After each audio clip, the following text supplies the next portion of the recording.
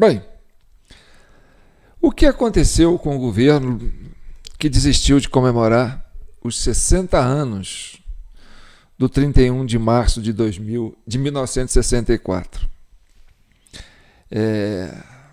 E aí a pergunta fica aberta para vocês, né? Seria medo, seria receio, seria sensatez, seria prudência?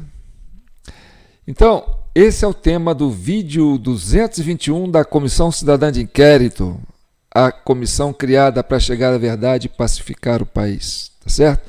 Eu sou João Paulo Guimarães e eu falo direto de São João del Rei, a capital brasileira da liberdade. Aqui é Minas Gerais e Minas é um estado de espírito. Nosso lema é: o primeiro compromisso de Minas é com a liberdade. Então vamos falar sobre essa mudança repentina de discurso, né, dos canais de esquerda, do governo Lula, né, do entendimento de que os 60 anos de golpe tinha que ser comemorado, uma data que não podia passar em branco, uma data redonda. Não fala nisso. Seria medo? Seria receio? Seria que algo muito estranho pode acontecer a qualquer momento? Eu fico me pensando, sabe? Vamos ver aqui, ó. Eu andei pesquisando algumas matérias sobre o assunto, vamos entender aqui. Olha aqui. Aos 60 anos, o golpe militar brasileiro é ignorado por Lula. O presidente brasileiro, que chegou a ser preso durante a, entre aspas, ditadura, proibiu que o governo organizasse qualquer campanha sobre o período. Organizações de defesa dos direitos humanos criticam a opção. Vamos ver. Exaltado por Bolsonaro, o aniversário do golpe é ignorado por Lula. Regime autoritário que durou 21 anos, completou 60 anos neste domingo, 31 de março. O presidente cancelou atos em alguma coisa militares, né? Porque está muito pequeno para mim aqui, porque aqui na tela aparece pequenininho, viu, gente, para mim. Outro artigo aqui, ó. Lula complacente com militares? A opção por esquecer o golpe de 64. Ministro dos Direitos Humanos e Cidadania cancela atos em alusão aos 60 anos da ruptura democrática. Presidente tem adotado postura apaziguadora em relação às Forças Armadas. Sério? É isso mesmo que vocês estão vendo? É isso mesmo que eu falei? Ele tem tentado apaziguar? Vamos ver. Mais um assunto aqui, ó. Depois de cancelar atos sobre ditadura, Lula desiste também de Museu da Memória e dos Direitos Humanos. Vamos ver outra matéria. Esse é do G1, viu, gente? Ministério cancela atos sobre os 60 anos de golpe militar após decisão de Lula. Gente, o negócio não está fácil, não. O que está acontecendo? Um povo que vivia falando em golpe, tudo que eles falam é golpe. Não tem 3 frases que ele fala, que esses canais de esquerda falam, desses canais que apoiam o governo falam. De 3 frases que eles falam, 6 palavras nelas é golpe, golpismo, golpista. E agora, nos 60 anos, alusivo ao 31 de março de 1964, não fala nada. Alguma coisa está acontecendo que a gente fica preocupado, tá certo? Eu venho falando para vocês, né, que observem os movimentos, tá certo? Eu vou trazer um recorte de um vídeo aqui que vai talvez trazer uma luz para isso, tá certo? Mas antes disso, eu quero falar sobre uma coisa que eu fiz que ficou muito legal, sabe? E tem muito a ver com isso. A imprensa está com uma preocupação enorme com eles falam assim, ó, o poder dos bolsonaristas na internet é muito grande. Eles estão organizados, eles estão articulados. A internet hoje é o reduto dos bolsonaristas.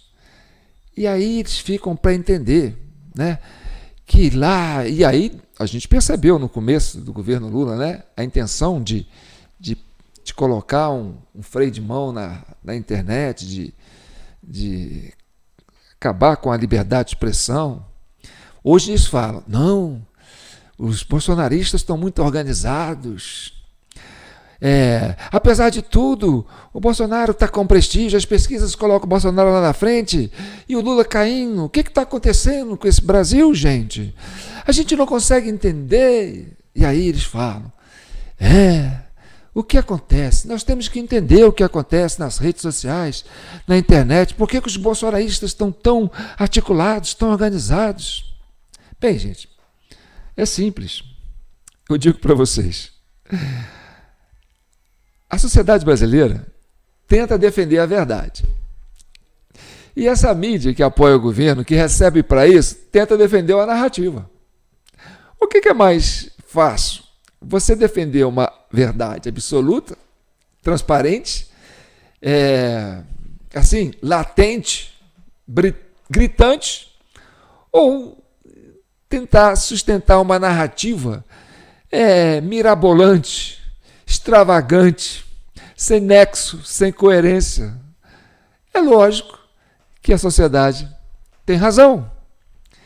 E aí, não é os bolsonaristas não, é o cidadão comum que vai para a rede social e que vai para o WhatsApp, e que vai para o Telegram, e que vai para o Instagram, e que vai para o Facebook, e que vai para o YouTube, e que vai para qualquer lugar, nos botecos, nos bares, nas ruas, eles falam, o negócio não está bom, não. Essa história de golpe não está dando para engolir. E aí, meu amigo, fica essa questão. Mas, bem, como é que é essa milícia digital da extrema-direita, como diz o Alexandre de Moraes, sobrevive? Gente, cada um faz o que pode para sustentar a verdade. Cada um faz o que pode para sustentar a sua liberdade de expressão. Aí vale campanha de Pix, campanha de assinatura, campanha de inscrição. Né? As pessoas vão fazendo o que pode. Por quê? Porque a sociedade entendeu uma coisa. Ou a gente patrocina aqueles canais que estão do nosso lado e falam a verdade, ou nós vamos ser engolidos por uma narrativa escrota, esdrúxula, que não tem como sustentar. Essa é a verdade. Tá certo? E aí eu falo, olha gente, eu estou aqui, tem minha chave Pix, jpnoticias@gmail.com, preciso de contribuição. E todo mundo que faz internet hoje, de forma independente, ainda que é um trabalho, ainda que seja um esforço, ainda que exige tempo intelectual, né, também exige que você seja, né, sustentado, né, que você tenha uma remuneração por isso, que esse trabalho seja reconhecido. Então a sociedade está começando a entender isso. Ou a gente financia e patrocina aqueles canais que trazem uma verdade que a gente acredita, que a gente entende que seja palpável, ou a gente vai ficar obrigado a engolir essas narrativas esdrúxulas de que as pesquisas estão dando, que numa campanha de Lula e Bolsonaro fica pau a pau, né? Diferença de 1%, um ponto percentual para mais, outro para menos. Que a disputa de Lula com Michele Bolsonaro fica empatado de 1-1. Com Boulos lá em São Paulo, com a disputa com o candidato lá, Ricardo, né? Fica empatado, coisa de 2%, 3%, mais ou menos, diferença, pontos percentuais. Nós vamos ter que ficar engolindo isso? Quando você percebe que a base política toda está se mobilizando para ir para o lado do Bolsonaro, porque, gente, não tem nada mais que político quer, é voto. E aonde que está o voto? Ele vai, é igual o ave de rapina. Eles migram para onde tem comida. Eu falei há pouco tempo agora que lá em São Paulo os vereadores do PSDB todos saíram e foram para a base do Bolsonaro. Por quê? Porque tem uma eleição para chegar aí. E o quê? O pessoal está sacando. Falou, olha gente, ou a gente vai ou a gente dança. Ainda tem um problema aí, né, que está acontecendo aí nos bastidores, que é a questão da prisão do pessoal lá que matou Marielle, que é uma bomba grande que está para explodir, e que fez com que o pessoal fizesse hora extra aí na sexta-feira da Paixão, lá no STF, né, para discutir a questão. Não é poder moderador, né, Força Militar, né, as Forças Armadas não é poder moderador. Tal. Tá bom. Mas vamos falar sobre isso agora, né? Sobre essa questão. Por quê? 60 anos. Gente, 60 anos, esse povo enche a boca para fazer comemorar qualquer coisa. Fala de golpe o tempo todo. E nos 60 anos, o Lula não fala nada. Não fala nada. Não fala nada. Porque a sociedade não pode saber sobre a história de golpe mais? Golpe virou um assunto proibido. Logo no dia 31 de março, 60 anos de 31 de março de 1964, a esquerda calou. Não pode falar de golpe. Tá bom. Então, vamos falar de democracia, né? Já que não é para falar de golpe, vamos falar de democracia. E democracia tem a ver, né, com participação popular.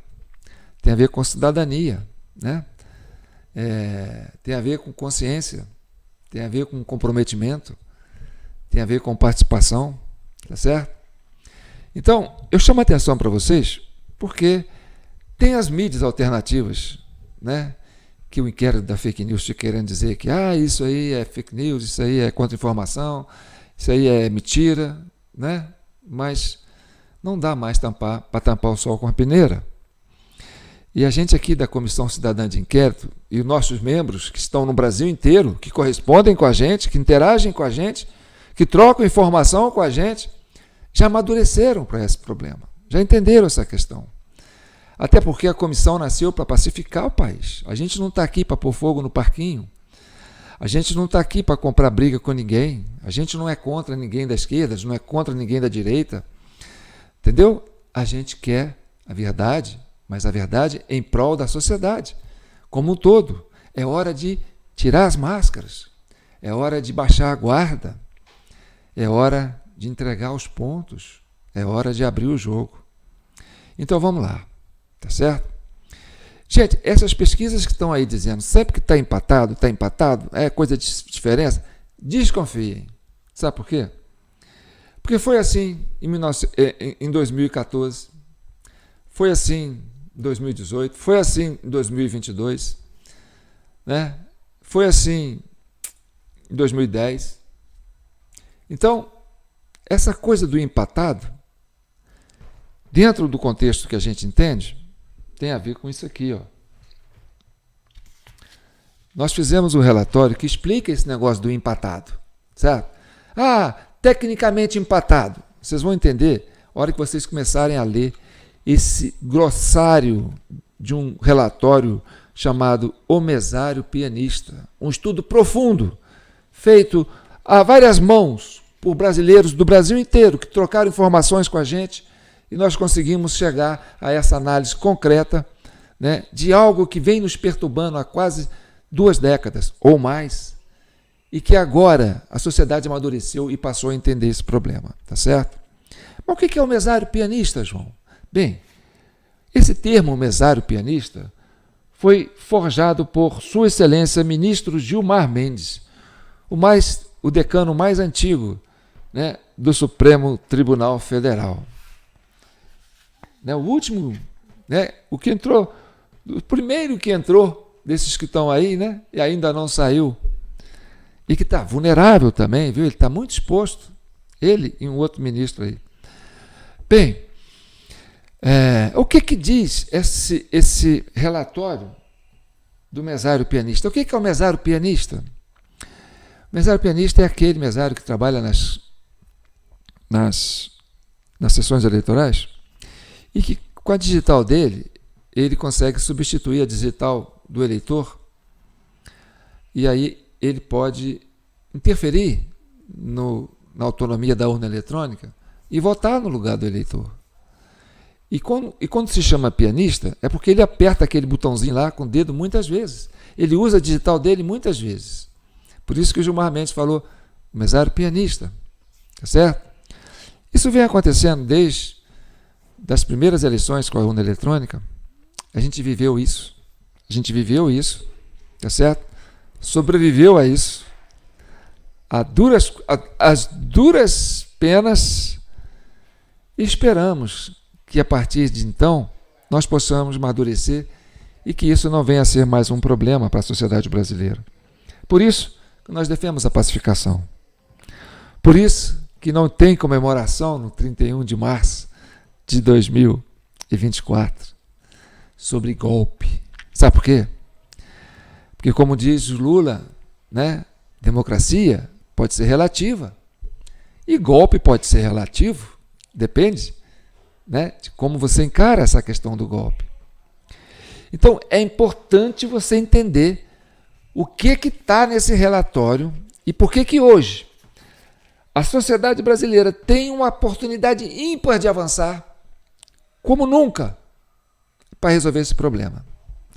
Daí o recuo, né, desses canais de esquerda para falar de golpe. Por quê? Porque a sociedade já percebeu de onde que vem o golpe e ela não quer mais viver de golpe. Tá certo? E ela sabe quem que dá o golpe. Ela já identificou. Então, eu vou soltar um vídeo pequenininho aqui. Isso aqui já foi montado há mais tempo, mas eu vou repetir. Vai aparecer eu aqui, talvez com cabelo menor, com a blusa preta, que é meu uniforme de Comissão Cidadã de Inquérito, tá certo? Vamos ouvir. Você sabia que no dia 30 de outubro, no segundo turno das eleições do ano passado, aconteceram mais de 4 milhões de votos após o horário eleitoral? Acredita?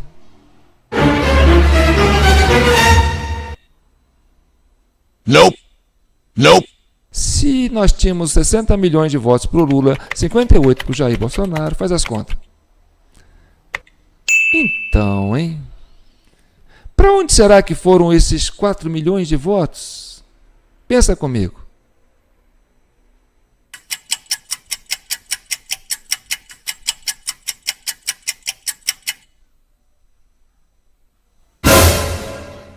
Gilmar Mendes, ministro do STF, o mais veterano, e explica esse negócio aí. Como é que vocês entendem que isso exista? O surgimento daquilo que na linguagem da justiça eleitoral se fala do mesário pianista. Como é que você descobriu esse negócio do mesário pianista, Gilmar Mendes? Fala aí para a nossa audiência.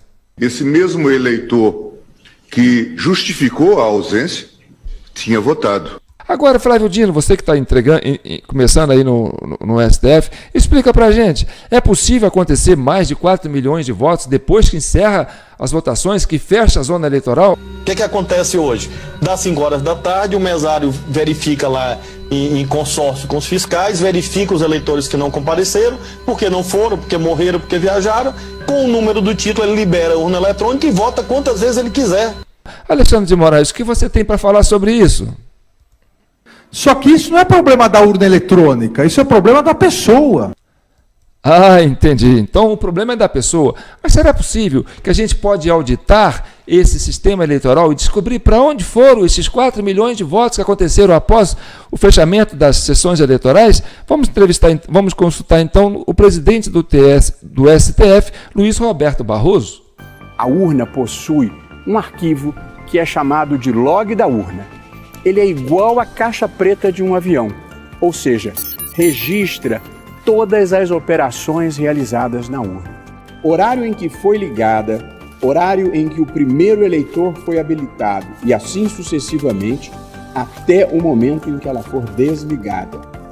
O log de cada urna é fornecido aos partidos políticos caso solicitem. E eles, de fato, acham coisas interessantes, porque agora tem transparência, que foi o avanço do TSE, o log está publicado, qualquer pessoa vai lá, baixa o log. Ô Barroso, é possível a gente auditar a urna eletrônica? Fala pra gente. O sistema é totalmente transparente e auditável do primeiro ao último momento. Ou seja, qualquer pessoa pode conferir tudo o que foi feito.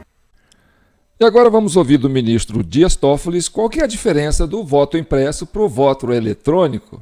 Dentro dos programas da urna existe o registro do voto e é possível se fazer a auditoria. É por isso que nós encontramos nos logs das urnas os rastros da ação do mesário pianista? A intervenção humana não deixa rastro, a intervenção tecnológica deixa rastro e é possível de ser auditado. Agora vamos ouvir o senhor Paulo Pimenta, secretário de Comunicação Social, a SECOM, do governo Lula. O Lula foi eleito com quantos por cento? O presidente Lula foi eleito com 39% dos votos e... Como é que é mesmo? Repete aí, 39%? O presidente Lula foi eleito com 39% dos votos. Depois desse monte de depoimento de mesário pianista, você vem para mim falar que Lula foi eleito com 39%? Tem certeza? 39% dos votos e...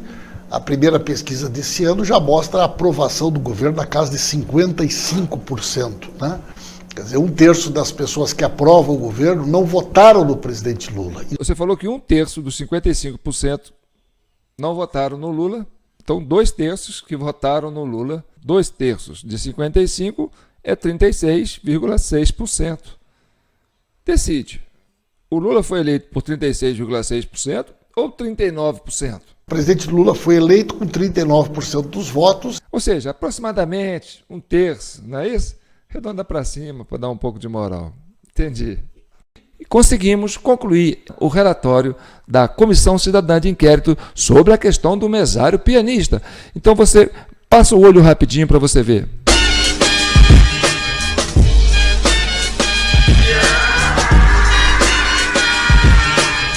O que aconteceu com os 4 milhões de votos que aconteceram após o horário de encerramento das votações? Pega o seu celular, envia o Pix para nossa chave jpnoticias@gmail.com. A gente recebendo esse recibo no nosso celular, a gente na mesma hora envia para você o relatório em forma de PDF e você vai ter esse relatório aí no seu celular. Você pode levar numa gráfica, né, e pedir nesses negócios de xerox aí, para fazer o seu relatório, e você vai ter o seu relatório em mão. E aí você vai entender, vai estudar e vai entender o que aconteceu com os 4 milhões de votos que aconteceram depois do período eleitoral. Agora é importante vocês o quê? Compartilhar, tá certo? Já sabe a chave Pix, é só compartilhar. Tá bom, gente?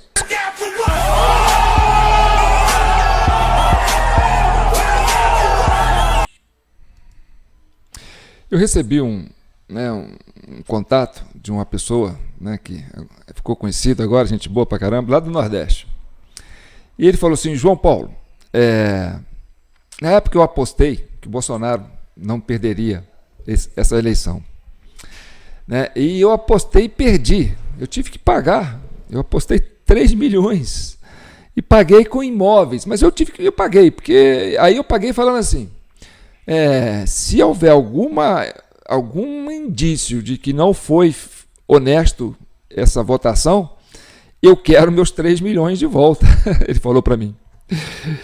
E aí depois eu falei assim, a hora que você adquirir o relatório, você vai estudar, você vai ver que a Comissão Cidadã de Inquérito é uma comissão séria.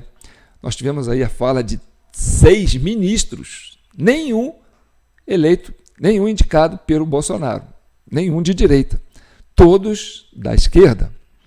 E essa do Paulo Pimenta aí, né, que parece ser um ato falho, mas é um ato falho que vai no inconsciente dele, porque, né, olha, ele falou 39%, que ele foi eleito com 39% dos votos. Mas aí depois ele ainda justificou, bem, se você pegar 55% dos que aprovam o Lula, tantos por cento não votaram, aí você vai fazer a conta e descobre que foi 36% que votaram. Então, pode ser que no inconsciente dele, ele tenha trabalhado com essa lógica dos outros 5 ministros que entenderam isso, entendeu? Gente, o Brasil precisa resolver isso, e rápido. Isso não pode ser mais segredo para ninguém, muito menos segredo de justiça. viu? Porque a justiça é o que a sociedade quer. Ela quer transparência, ela quer voto auditável, ela quer ter segurança no que ela está fazendo, entendeu? Ela quer saber, conhecer direitinho. Eu entendo isso, tá certo? E olha, a gente tem que avançar nessa discussão. Esse rapaz lá do Nordeste queria pagar a passagem para mim, com despesa de tudo, para me ir lá fazer uma palestra sobre essa questão do mesário pianista, porque na verdade eu fiquei um especialista nisso, tá certo? Eu, mas esses 6 ministros, podemos levar os 6 ministros junto com a gente, e eu faço uma mesa redonda com esses 6 ministros, se for o caso, né? Em rede nacional, aonde quer que for. E aí, eu e esses 6 ministros vamos chegar à conclusão de todos os percalços, todos os contratempos, todos os problemas que o Brasil atravessou institucionalmente nas últimas 2 décadas, está associado a este fenômeno do mesário pianista. Eu posso te colocar, apontar o dedo e falar, olha, foi por causa disso que aconteceu isso. Foi por causa, olha onde isso pega no mensalão, olha onde isso pega no petrolão, olha onde isso pega no impeachment da Dilma, olha onde isso pega na prisão do Lula, olha onde isso pega na absolvição do Lula, olha onde isso pega na aliança com Lula e Alckmin, e olha onde isso pega no 8 de janeiro. Então, dá para debater sobre isso, já que é para apaziguar, já que não é mais para falar sobre 64, eu concordo. Vamos falar sobre 2024, 60 anos depois. A democracia pode existir de fato? Não de forma relativa, pode existir de fato? Sim, pode.